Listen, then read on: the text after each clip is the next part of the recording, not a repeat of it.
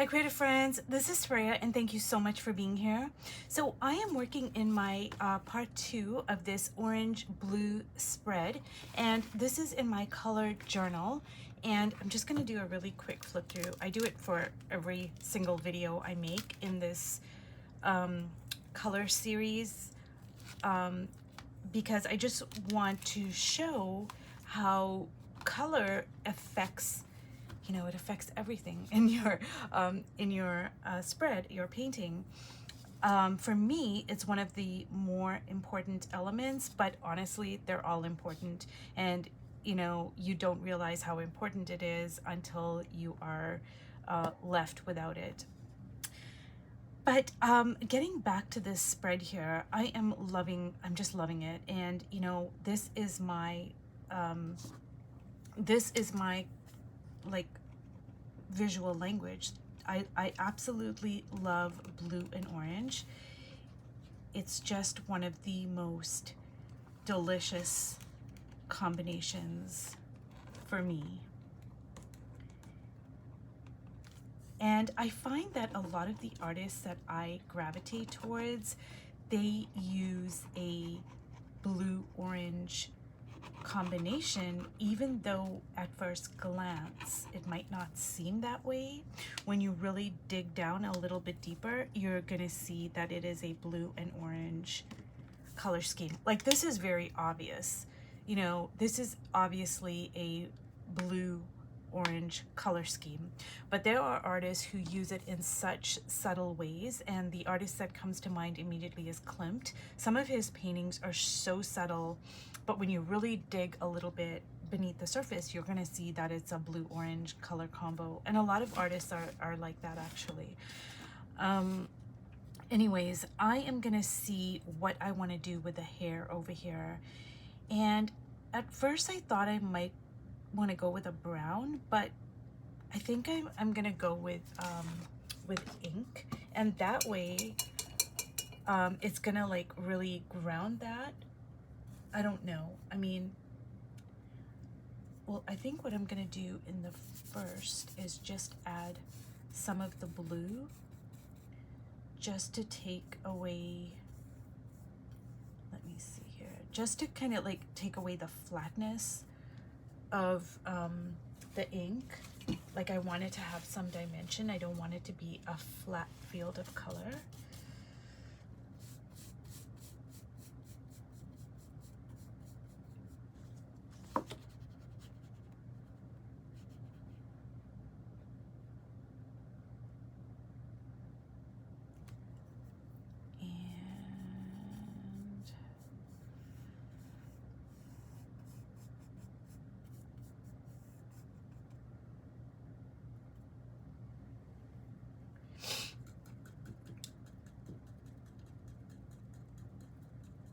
And I think I might leave the faces like that. Like, I don't even think I want to add my burnt sienna or anything. I'm just loving the way it is naturally, so I'm gonna leave it like that. And I'm gonna bring some of the orange, but I think I'm also, well, I don't know. I don't want to, I was gonna add some of the alizarin crimson, but then this, I put the alizarin crimson on the dress, so maybe I don't want to do that. I think what I'm gonna do here is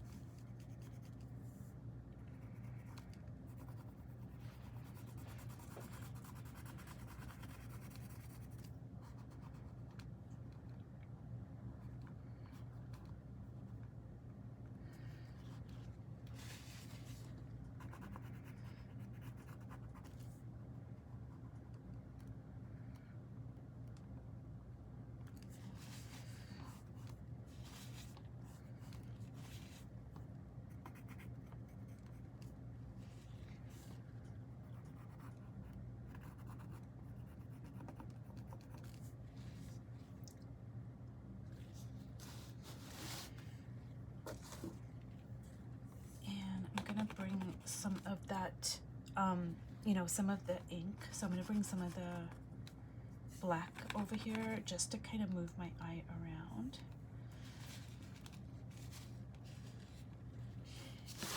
And initially I thought like I might want to use some of my collage on top of the piece. Now this is my handmade collage right here, but I thought I might want to add like a few more pieces.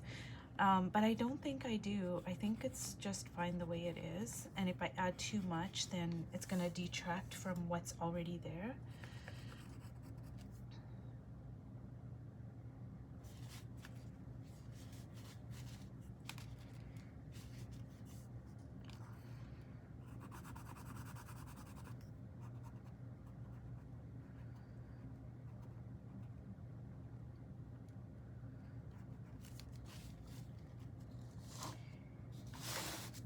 And let me see here. And actually, you know, there's two lines here for the chin as I was searching for my chin, but I really like that. I'm really loving her double line chin. It's really, I don't know, it's just making me happy. And you know, that's the other thing is sometimes in a spread, all it needs to do is just make you happy and bring you joy. Like there doesn't have to be anything more, you know, more like larger than that. And in my part one of this video, when I said I take my work seriously but I don't take myself seriously, that's one of the pets, I guess, is if you just, you know, you just are like, you know what, this just makes me happy and it doesn't have to be anything more than that. And that's a way to not take yourself seriously, but you still are taking your art seriously, your work, you know.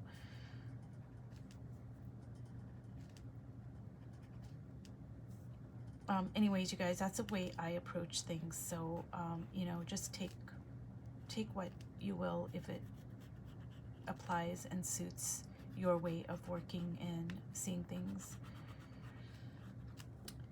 Now, I'm really loving that. And I love the, like I put a tea bag here and a tea bag there when I was building up my spread. And I really love the, like, just very subtle kind of 2 layers there for the bottom half of her face. I'm really loving that.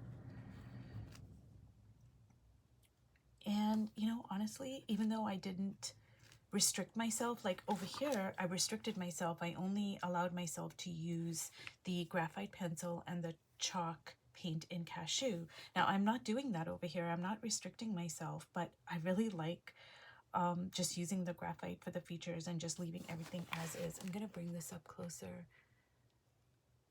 Can you see the tea bags and how it's just creating so much interest on the page? And I just love it. I'm really loving this page. So let me see here what I want to do with this lady.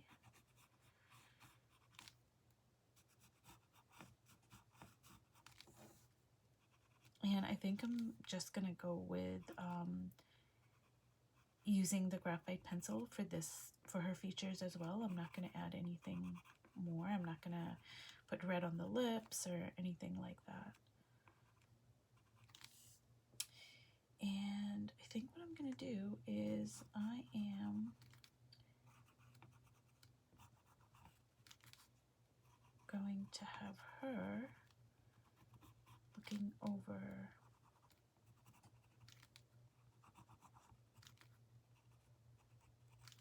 here.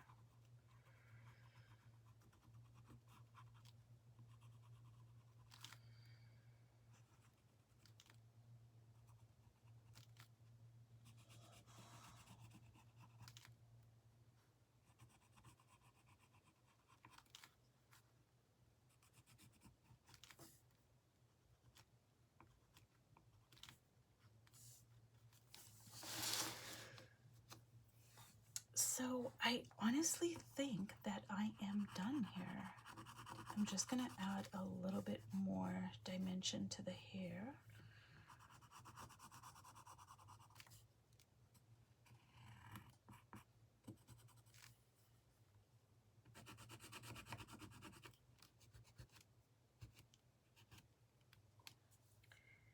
So you guys, when you're working like this, you know, like you are experimenting, because this book is about experimenting, and just trying out new things, limiting yourself, setting different challenges for yourself.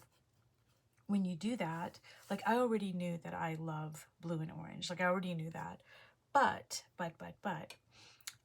I am loving blue and orange in a whole entirely new way now. And what I'm realizing is that, you know, I love blue and orange with neutrals. Like I'm loving the graphite. I'm loving the grunginess of it. I'm loving the tea bags, you know, which is neutral. And I'm loving, you know, the orange over here, but I like have kind of gringed it up here. You know, I'm just loving the neutrals with orange, and like, you know, I'm just loving this orange blue combo in a whole new way. And that's the great thing about experimenting, is you just never know what's gonna stick, and how you can strengthen your visual language, because I already knew that I love blue and orange, but now I'm like, oh, I really love blue and orange with a lot of neutrals and graphite, and you know, the tea bag, the brown tint of tea bag, etc., etc. So I would really recommend you just experimenting. And this is a cheap children's cardboard book that I'm quite sure I picked up at a thrift store for under $1. So, you know, you can have like 3 or 4 of these going at different times or at the same time. And you can have one for, oh, I'm going to explore color, I'm going to explore value, etc., etc. So anyways, you guys, if you've watched all the way to the end, thank you so much. And I love this spread so much. I actually don't want to stop working on it, even though it is done. I don't really need to add anything more to it, but I'm just really, really loving this spread. So thank you so much, and I'll see you in my next video. Bye.